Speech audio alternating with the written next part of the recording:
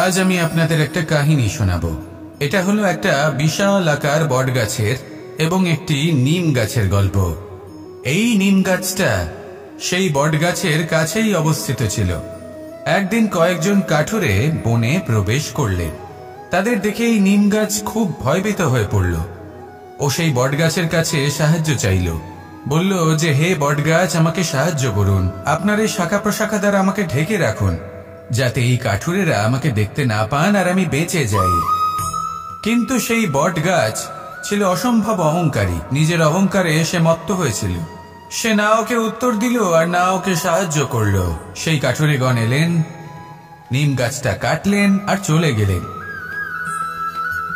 কিছুদিন পরে আবার সেই কাঠুরেগণ সেই বনে এলেন আর এইবার তাদের কুঠার দ্বারা বট গাছে আঘাত করতে শুরু করলেন। এই প্রহার সহ্য করতে করতে বটগাছটি দেখল ও বুঝতে পারল যে সেই কুঠারগুলি নির্মিত হয়েছে সেই নিম গাছের ডাল দিয়েই। এবার এই ভুলটাই বেশিরভাগ মানুষই করে বসেন, বিশেষ করে তখন যখন তার কাছে শক্তি থাকে, সাফল্য আসে। নিজের অহংকারে মত্ত হয়ে দুর্বল ব্যক্তিকে আঘাত করে, তাদের কষ্ট দেয়। কখনো এটা ভাবে না যে ভবিষ্যতে এরাই তাদের পতনের কারণ হতে পারে। তাই যদি আপনার কাছে শক্তি থাকে আর আপনি সাফল্য লাভ করতে থাকেন, তাহলে নিজেকে শান্ত করুন এবং এই অহংকারকে ত্যাগ করুন।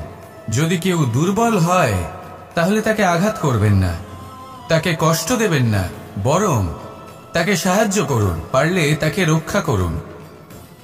আসুন আর আমার সাথে ভালোবেসে বলুন, রাধা রাধা।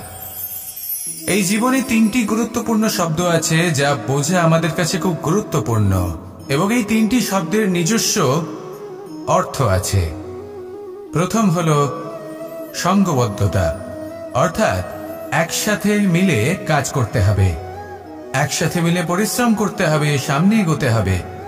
এরকম করতে পারলে আপনার শক্তি বৃদ্ধি পাবে, আপনার ক্ষমতা বৃদ্ধি পাবে, আপনি এগোতে পারবেন এবং অনেক দূরে যেতে পারবেন।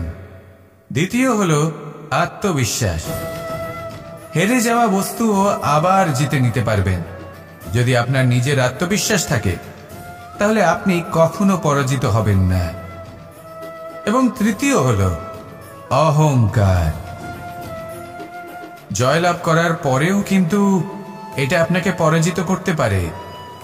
সেই জন্য জীবনে সঙ্গবদ্ধ হন, আত্মবিশ্বাস রাখুন, কিন্তু কখনোই অহংকার করবেন না। এই অহংকার আপনার থেকে সবকিছু কেড়ে নিতে পারে। এই অহংকারের জন্যই মথুরাপতি কংস নিজের পতনের দিকে অগ্রসর হয়েছিলেন। এই অহংকারকে ত্যাগ করুন আর আমার সাথে ভালোবেসে বলুন, রাধা রাধা। এই সংসারে সব থেকে বেশি কঠিন কাজ কোনটা? কেউ বলবেন যুদ্ধ করা, কেউ বলবেন ধন অর্জন করা, আবার কেউ বলবেন জ্ঞান অর্জন করা সব থেকে বেশি কঠিন। এবার প্রত্যেক ব্যক্তির নিজস্ব অভিজ্ঞতা আছে আর সেই অনুসারে তার নিজস্ব একটা উত্তর আছে। সাধারণভাবে দেখতে গেলে এই সংসারে সব থেকে কঠিন হল তপস্যা করা, অর্থাৎ সব কিছু ত্যাগ করে তপস্যায় নিজেকে বিলীন করে দেওয়া। এবার এর থেকে বেশি কঠিন এই সংসারে আর কি বা হতে পারে?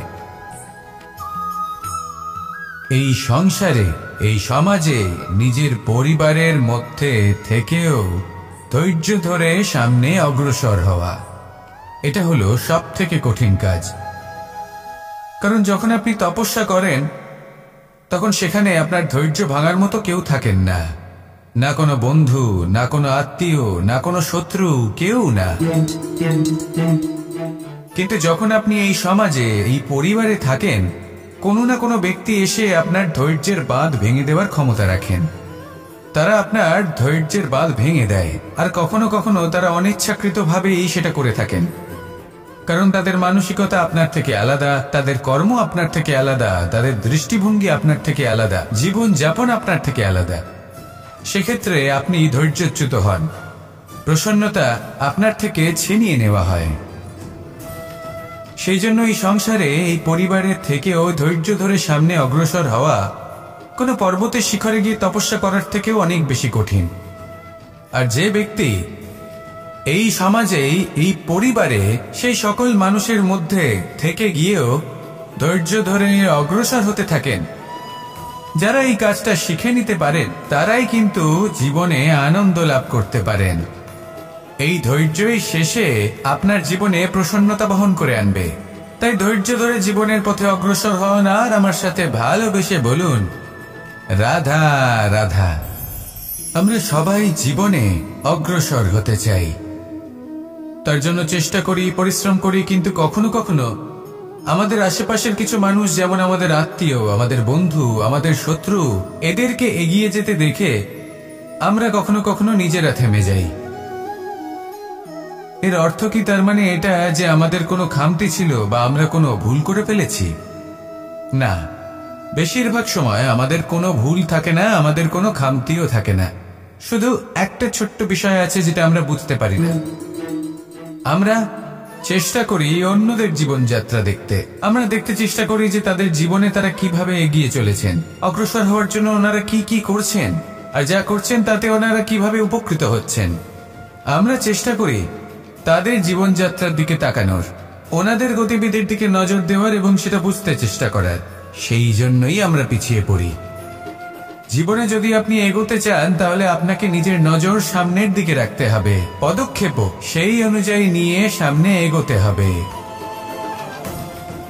নিজের গতিবিধি লক্ষ্য করুন, নিজের পরিকল্পনা বিচার করুন, নিজের চেষ্টা, নিজের অভিজ্ঞতার দিকে নজর দিন আর সেই মতো অগ্রসর হন।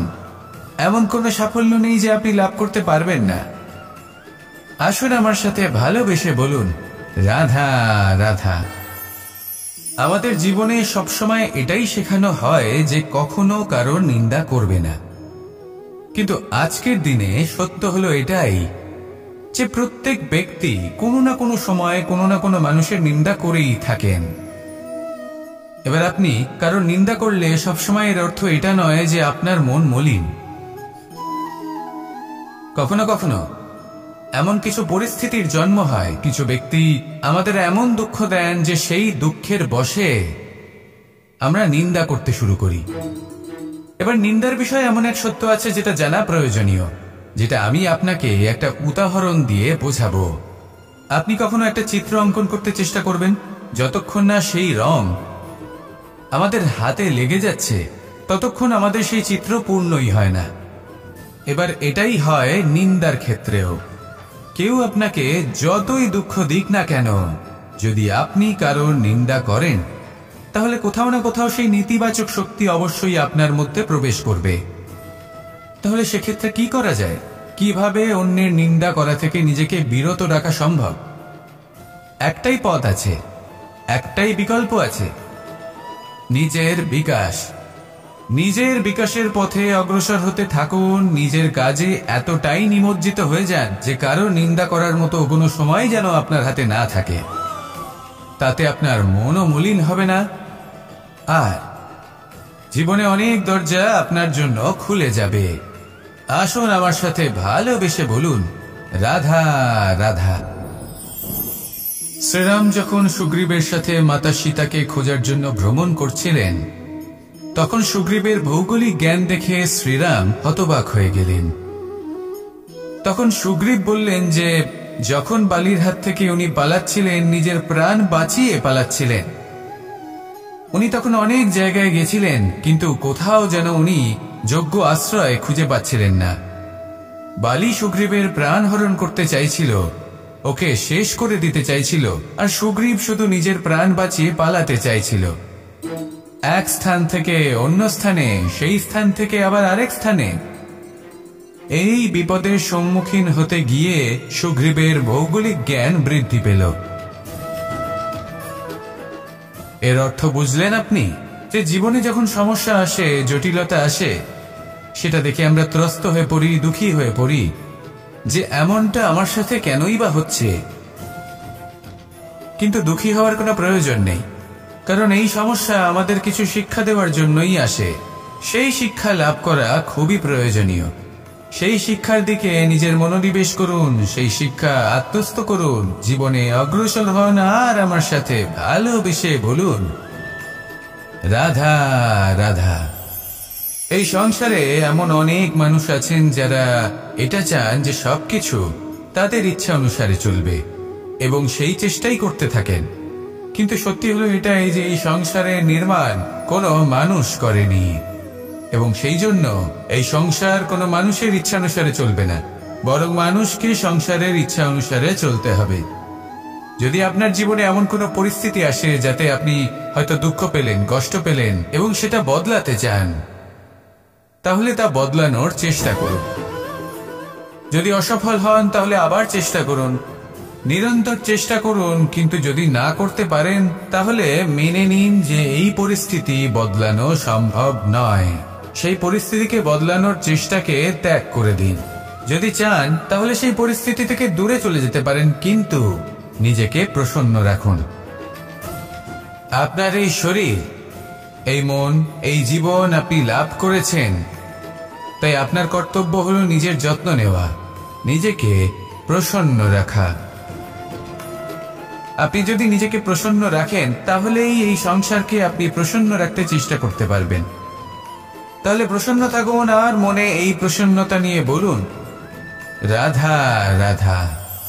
এই হাঁড়িটাকে দেখুন, এই হাঁড়িটা মাটি দ্বারা নির্মিত, আর এই বস্তুটি আমার খুবই প্রিয়। ছোটবেলায় মা এই হাঁড়িতেই মাখন বানিয়ে রাখতেন, কিন্তু যেই আমি সুযোগ পেতাম আমি সেই হাঁড়ি ভেঙে সমস্ত মাখন খেয়ে ফেলতাম। কিন্তু আমার মনে হয় একটা বিশেষ ব্যাপার আছে, যখনই এটার মধ্যে মাখন রাখা হতো তখন মাখন ঠান্ডা হয়ে যেত। আর আমি ভাবতাম এটা কিভাবে সম্ভব হতে পারে, যেখানে এটা নিজেই নির্মিত হয়েছে আগুনে তপ্ত হয়ে। এটা নির্মিত হয়েছে এইভাবেই, কিন্তু এর ভেতরে সবই শীতল থাকে। এটা কিভাবে সম্ভব?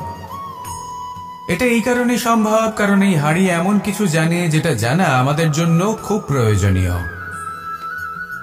যার জন্ম হয়েছে মাটি থেকে, যার ভবিষ্যৎ হলো মাটি, আর ভেঙে যাওয়ার পরে যাকে সেই মাটিতেই মিশে যেতে হবে, তার নিজের অন্তরে অহংবোধের উত্তাপ ধরে রেখে কি লাভ? এটাই হলো জীবনের একটি সার কথা, যেটা আমাদের সকলকে বুঝতেই হবে, শিখতে হবে, যাপন করতে হবে। আর যখন আপনি উপলব্ধি করবেন যে আপনি নশ্বর, যখন উপলব্ধি করবেন যে আপনার জন্মের আগেও আপনার কোনো অস্তিত্ব ছিল না, আর মৃত্যুর পরেও আপনার কোনো অস্তিত্বই থাকবে না, জীবনে কোনো কিছুই আপনার ছিল না, আজও নেই আর না ভবিষ্যতে কখনো হবে, তখন আপনা থেকেই জন্ম এবং মৃত্যুর মাঝে এই যে সময় থাকে যাকে আমরা জীবন বলি, সেটা আপনি শান্তভাবে যাপন করতে শুরু করবেন। সেই জন্য জীবনে কখনোই অহংকার করবেন না, শুধু শুরু এবং শেষের কথা মনে রাখবেন। তাহলে আজকের এই বর্তমান শান্তিপূর্বক প্রসন্ন চিত্তে যাপন করতে পারবেন, এবং এই মন প্রসন্ন হয়ে বলবে, রাধা রাধা। প্রত্যেক মানুষ ভালো কাজও করেন, আবার খারাপ কাজও করেন। যখন ভালো কাজ করেন তখন তিনি প্রশংসার পাত্র হন, যখন খারাপ কাজ করেন তখন তাকে নিন্দা করা হয়, কখনো অপমানও করা হয়। যখন কেউ ভালো কাজ করে তার প্রশংসা করুন, অনেক অনেক প্রশংসা করুন, অত্যাধিক প্রশংসা করুন। কারোর প্রশংসা করলে আপনার কোনো ক্ষতি হবে না। কিন্তু যদি কোনো ব্যক্তি খারাপ কাজ করেন বা তার কোনো ভুল হয়ে থাকে, যদি আপনি তাকে অপমান করে থাকেন, তার নিন্দা করেন, তাহলে একটা কথা মনে রাখবেন, সেই ব্যক্তি এই ঋণের কথা ভুলবে না, বরং সঠিক সময় এলে পরে নিজের স্বভাব অনুসারে এই ঋণ শোধ করবে। আসুন আমার সাথে ভালোবেসে বলুন, রাধা রাধা। এই সংসারে আমরা শুধু সেই বস্তুগুলিকেই অনুভব করতে পারি যেগুলো আমাদের পঞ্চ ইন্দ্রিয় গ্রাহ্য করে, যেমন যেমন আমরা চোখ দিয়ে দেখতে পাই, কান দিয়ে শুনতে পারি, আদি ইত্যাদি। কিন্তু এমন অনেক বস্তু আছে, ভাব বা তত্ত্ব আছে যা আমাদের ইন্দ্রিয় পূর্ণরূপে অনুভব করতে পারে না, কিন্তু তা আছে এবং তা অত্যন্ত শক্তিশালী, যেমন বায়ু। বায়ু আমরা দেখতে পাই না, কিন্তু তার শক্তির প্রমাণ আমার নতুন করে দেওয়ার কোনো প্রয়োজন নেই। ঠিক তেমনই দুটি বোধ আছে, যা চোখে দেখা যায় না, আমরা তা শুনতেও পাই না, কিন্তু তা আছে এবং তা অত্যন্ত শক্তিশালী। এই দুই বোধ হল প্রার্থনা এবং বিশ্বাস। এই দুই বোধ যার মধ্যে আছে, সেই সংসারে সব কিছু করতে পারে, যে কোনো শিখরে পৌঁছতে পারে, তার পক্ষে কোনো কিছুই অসম্ভব নয়। একটা উদাহরণ দিই, তাহলে দ্রৌপদীর সেই কাহিনীকে স্মরণ করুন, মাতা দেবকীর বিশ্বাসকে স্মরণ করুন। ওনার বিশ্বাস ছিল যে একদিন আমার পুত্র আসবে আর কংসকে বধ করবে, আর ঠিক এমনটাই হলো। সত্যি কথা বলতে এই সংসার আমাকে ঈশ্বর বলে মনে করে, কিন্তু আমি এটা মনে করি যে আমি হলাম সকলের প্রার্থনা এবং বিশ্বাসের একটি সত্তা। এনাদের প্রার্থনা এবং বিশ্বাসের মাধ্যমে ঈশ্বর এই শক্তি লাভ করেন এবং সেই শক্তি দ্বারা তিনি সবার মঙ্গল করতে থাকেন। বিশ্বাস এবং প্রার্থনা, এই দুই ভাব নিজের মনে জাগ্রত করুন আর আমার সাথে ভালোবেসে বলুন, রাধা রাধা।